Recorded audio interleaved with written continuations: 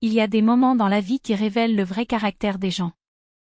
Et pour Tania, cette journée dans le salon de sa belle-mère a été l'un de ces moments déterminants. Alors que son fils de 3 ans était sur le point de subir une opération cardiaque urgente, elle a été obligée de demander de l'aide à la seule personne de la famille qui avait des ressources, Valentina Semyonovna, sa belle-mère, ancienne directrice d'école, servante d'une fortune accumulée au fil des années de travail. 300 000 roubles, c'est ce que les médecins ont exigé pour sauver la vie de la petite Vovochka. Une somme inatteignable pour un couple qui arrive à peine à joindre les deux bouts à la fin du mois, elle, enseignante en maternelle, lui, ouvrier dans une scierie. À genoux, les larmes coulant sur son visage, Tania supplia. Ce n'était pas seulement une demande, c'était un cri de désespoir. C'est ton petit-fils, ton sang, argumentait-il, tandis que Valentina, impassible dans son fauteuil préféré, feuilletait le compte d'épargne comme s'il s'agissait d'un trophée. Mes économies sont pour ma vieillesse, répondit-il d'un ton glacial qui blessait plus profondément que n'importe quel couteau. Je ne suis pas une banque pour financer les problèmes des autres. Vous êtes les parents, trouvez un moyen. Comme si c'était si simple. Comme si les crédits n'étaient pas refusés à ceux qui gagnent le salaire minimum. Comme si le temps n'était pas compté et que chaque heure d'attente ne représentait pas un risque pour la vie du garçon. Les médecins exagèrent pour avoir de l'argent, ricana Valentina, tandis que Tania rampait par terre, humiliée. Lève-toi, ce n'est pas joli à voir. Mais qu'est-ce qui était beau, au fait? Voir un petit-fils mourir faute de soins? Ou fermer les yeux sur la souffrance des autres tout en s'accrochant aux billets de banque comme s'ils étaient la seule raison de vivre? Sans alternative, le couple a vendu tout ce qu'il possédait, la voiture, la datcha et a hypothéqué l'appartement.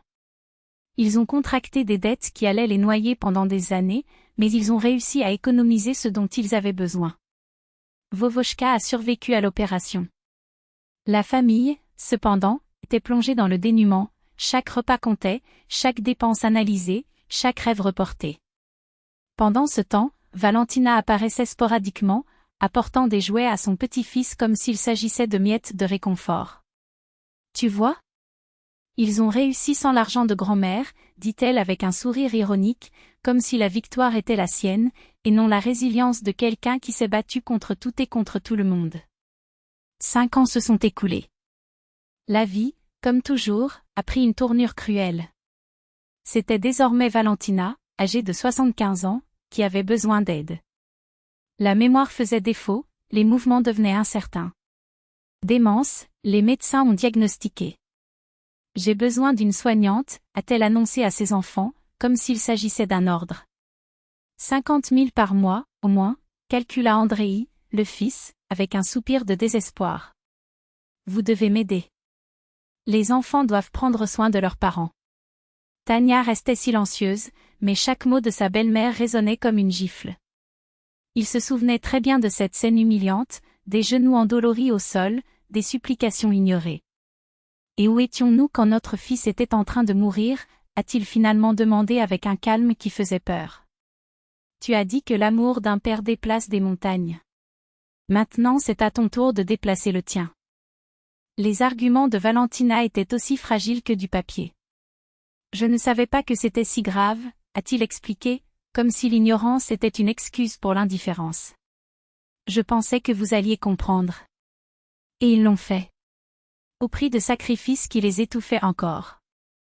Maintenant, c'est différent, a insisté Andreï, comme si l'hypocrisie était un trait hérité. C'est notre mère. Et Vovochka n'était pas notre fils, répondit Tania avec une logique qui ne laissait aucune place aux répliques. Sans ressources, sans crédit après tout, ceux qui croulent déjà sous les dettes ne peuvent pas respirer sous une dette supplémentaire. La solution était un asile public. Des conditions précaires, mais c'était ça ou laisser Valentina seule, à la merci d'une maladie qui l'engloutissait lentement. Tu ne peux pas m'abandonner, gémit elle, comme si l'abandon n'était pas exactement ce qu'elle avait pratiqué des années auparavant. Je suis ta mère. Et nous étions parents, répondit Tania, sans la moindre trace de haine, juste la froide prise de conscience d'une vérité qui dérange. Les visites sont devenues rares. 1 fois par mois, plus par obligation que par affection. Vovochka, aujourd'hui âgée de 9 ans, accompagnait ses parents, mais ses yeux ne brillaient pas lorsqu'elle voyait sa grand-mère. Il se souvenait des nuits où sa mère pleurait, de la peur qu'il ressentait lorsqu'il apprenait qu'il ne se réveillerait peut-être pas après l'opération. La mémoire des enfants est plus longue qu'on ne le pense. Ces derniers jours, Valentina a appelé Tania proche. « Je vous demande pardon », murmura-t-il, avec une faiblesse qu'il n'avait jamais montrée auparavant.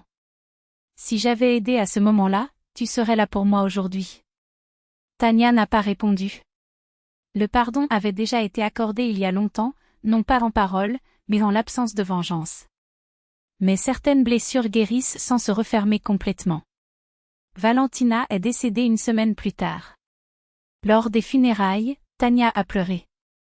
Pas par colère, ni par soulagement, mais par profonde pitié. Dommage pour une femme qui ne comprenait la valeur de la compassion que lorsqu'elle en avait besoin pour elle-même. Andreï, à côté de sa femme, a tenté de se justifier, elle a fini par changer. Non, corrigea Tania en essuyant ses larmes. Elle vient de récolter ce qu'elle a semé. La vie a ses cruelles ironies, parfois la leçon arrive trop tard pour être utile. Mais il n'est jamais trop tard pour que ça fasse mal.